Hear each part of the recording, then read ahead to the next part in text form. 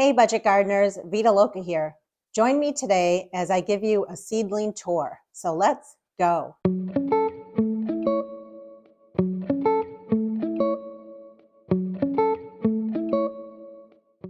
Today is February 11th, so it's almost the middle of February, and I have quite a few plants that I started from seed. And I figured it's a great time to just do a seedling tour and show you the progress on how things are looking. So keep in mind, my average last frost date here in New Hampshire, Zone 5B, based on my zip code, is around the middle of May. So based on that last average frost date, I'm starting my plants accordingly. You want to make sure you're doing the same thing based on your zip code. And if you just did a search on the internet on average last frost date for your zip code, then you could find out what that date is. So what I'll do is on the screen, I will put not only the name of the plant, but the date that I sowed the seeds and how many weeks old each of those seedlings are, just to give you an idea of how old each of these plants are. So let's get going. I want to show you what I have. I'm very excited. So first of all, I want to point out that I started a lot of my seeds in to-go containers from restaurants, and I multi-sowed them heavily in those trays, and then I potted them up into 6-packs from there. And then after the plants got a little bit bigger, I potted them once again up into 3-inch pots. Now, just keep in mind when you're doing your plants and starting them from seed, you don't have to do that many steps. It's my preference on how to do it that way, and it's worked for me. And when it comes to these plants, which are lettuce, I'm planning to enjoy eating these while they're indoors, but I also will plant some of them outdoors as well. So you can see how big these plants look. They look great. And at this point, even though they're in 3-inch pots, I am still lifting one pot, putting water in the bottom there, about an inch or so, and then putting this pot back and letting the plants drink the water from below, because each of these pots do have holes in the bottom of them. And also once a week, I'm fertilizing my plants. I like to use Miracle-Gro, but you can use any fertilizer that you prefer. And in terms of a potting mix, I made my own potting mix. I'll put a link in the description below that shows you how to make your own potting mix if you choose to do so. Otherwise, you can definitely use store-bought potting mix. Over here, these are just some Swiss chard. I recently potted them up into these 3-inch pots. We have some more lettuce over here. And then this is a wire vine, and it is a annual here where I live, I'm almost sure, but regardless. And I had taken cuttings of this plant from a pot from a local city center close to me. And then this plant doesn't look good. I tried transplanting my cucumber seedlings, and this is the only one that survived. It does not look good. I think I had only started maybe 2 or 3 cucumber plants. I'm going to be starting them all over again, and this time I'm going to be starting them directly into a big pot this size, which is 3 inches. I'm not going to put them in small to-go containers and then try to transplant them, because typically cucumbers don't like to be transplanted. So be on the lookout for an update on that. Don't these look beautiful? They look very lush, very healthy. Again, I recently potted these up into 3-inch pots, and these are spinach. I have another whole tray just like this of Swiss chard, but you can see that this Swiss chard looks wonderful. And at the very end, we have a couple of Brussels sprout seedlings that are sitting in this tray as well. And we have yet some more beautiful Brussels sprout seedlings. And this is a small tomato plant that we grew together. We sowed the seed. And so that's looking nice. That's meant to be a dwarf tomato. And we also have a couple of pepper plants here that we also sowed together. And my goal for this tomato plant, as well as these pepper plants, is to grow these indoors during the spring and even summer months under my grow lights. Here's my funny story. I was not going to plant geraniums from seed, but I forgot that I had collected seeds from some of my geranium plants last fall, and so I figured I might as well sow them. So you can see that I have 5 geranium plants growing, and they're already starting to get their second set of leaves. The first set of leaves are called the cotyledons, and the second set of leaves, this right here, those are the true leaves, and that's when you want to start fertilizing your plants. As soon as you have basically the leaf that looks like what the plant's actually going to look like, you know that that's the leaf of a geranium. So that's when you want to start fertilizing it. And also, you know, these pots are very big. So even if this looks dry on the top, it looks, you know, it's a light brown color. When I pick it up, I can tell that it's very heavy. So don't always get misled and look at the top. Yes, that's an indicator that it's time to water, but a better indicator, at least for me, is to actually pick up a pot. And if I can see that it's pretty heavy, then that tells me that this pot does not need water. So these are a different type of lettuce that I started. And then also over here are 4 cilantro seedlings that I have going on.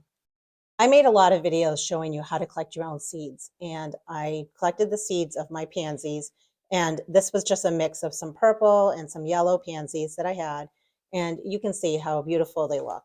Now, I multi-sowed these in a restaurant to-go container, and then I pricked them out and put them into these 6-packs.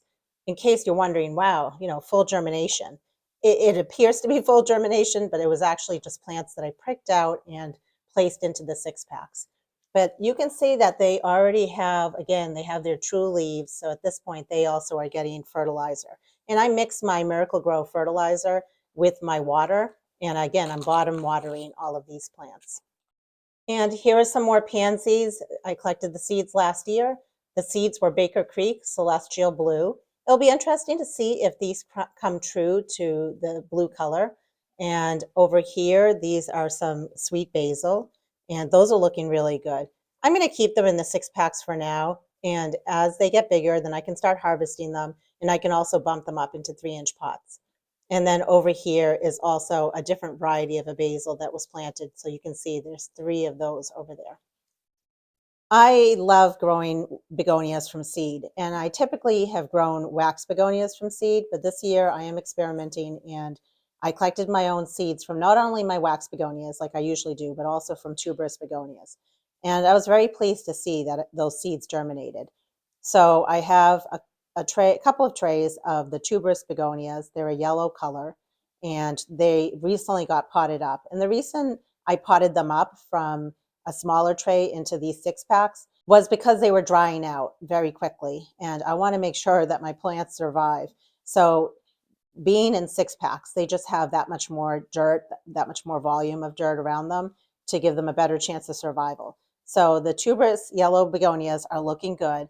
And then I also have a bunch of basically it's a white blossom. It's a larger size wax begonia. And you can see that those are also looking very good. And those also got potted up. And other than the 6-packs that I've been potting my begonias in, I also have very small little trays that I've also potted up my begonias in. And those are looking good. The key with these, though, is the bottom watering, and bottom watering often. So there will be losses along the way, which is exactly why I planted a whole ton of begonia seeds. I really don't need that many plants, but I want a lot of plants. So there will be losses, but the key is to have enough plants for my yard for this year. So far, these plants are all looking good. And if you'll remember, together we sowed some wax begonias in these little containers that have holes in the bottom of them. And this is where I've been pricking them out from.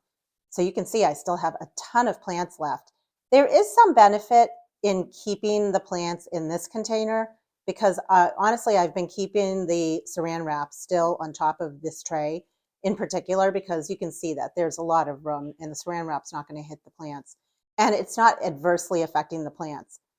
If anything, it's keeping the moisture in there, and it's just allowing the plants to keep growing and do their thing because they really are so small. You can see, again, next to my finger, how small these plants are. So I think what I'm going to do is try to keep them in here as long as possible and then move them from this directly to a 6-pack. So we did not sow these together. I just did this on my own, and I did this on February 3rd. This is another wax begonia, and it's a white color flower. However, instead of being the taller wax begonia, it's a shorter wax begonia. And I collected the seeds, and you can see a ton of them have come up. So at this point, I'm still leaving the saran wrap or the clear plastic wrap on top. I am still, I have these under grow lights, and I'm bottom watering them. These trays have holes in the bottom, and I just take this tray and I put it into a tray that's a solid bottom tray. It can be really any tray you have in your house, as long as it's solid bottom, and that's how I'm bottom watering these. And what I like about this particular wax begonia is the leaf on it is a dark colored leaf.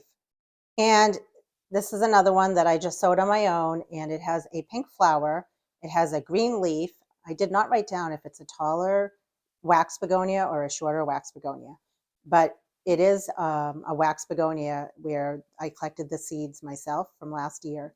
And that's one of the beauty of collecting the seeds, is that you're going to end up with hundreds and hundreds of plants. So they are very small right now, so they are happy in this container. In this tray here, this is also a wax begonia, and it has a dark red leaf, and the color of the blossom is red. Again, I collected the seeds from my own wax begonia. So they're very small, but they are small and mighty, and I can't wait for them to keep growing so I can eventually get them out of this tray and pot them up. Over here we have another wax begonia. It's a short variety, and it's a pink colored blossom, and then it has a dark colored leaf. Once again, I collected the seeds from my own plants, so I will end up with plenty of these plants. I won't pick them out until they put on some size. They still have time in this container. Okay, so here are the geraniums that were dormant that we recently took out of dormancy. They were bare root, and we potted them up. And you can see one of them is actually trying to bloom. I'm going to have to remove that because we don't want the plants to put their energy into the blossoms. We just want them to leaf out. And they're starting to. It's slow, but it's starting. And they're just barely starting to leaf out. So it will take definitely a few weeks before I can see which parts I need to cut off a little bit more. But I don't want to be too aggressive with that. They're under grow lights at this point. They're getting water, they're getting some fertilizer, and that's all they need right now. And the amaryllis are all doing well. Some are starting to go by, some are just starting to bloom, and some are budded up. Now, keep in mind that I'm still treating these as houseplants, but once my last frost date has gone by, sometime in the middle of May, I will be planting these out in my landscape, and they will stay out there all summer long until it's time to bring them back in and put them in for dormancy. I really hope you enjoyed this mid-February seedling tour. I'll keep you updated on the progress of these plants, plus I have a lot more seeds that I need to sow. We'll be doing those together as well. Until the next video, make it a great day with gardening.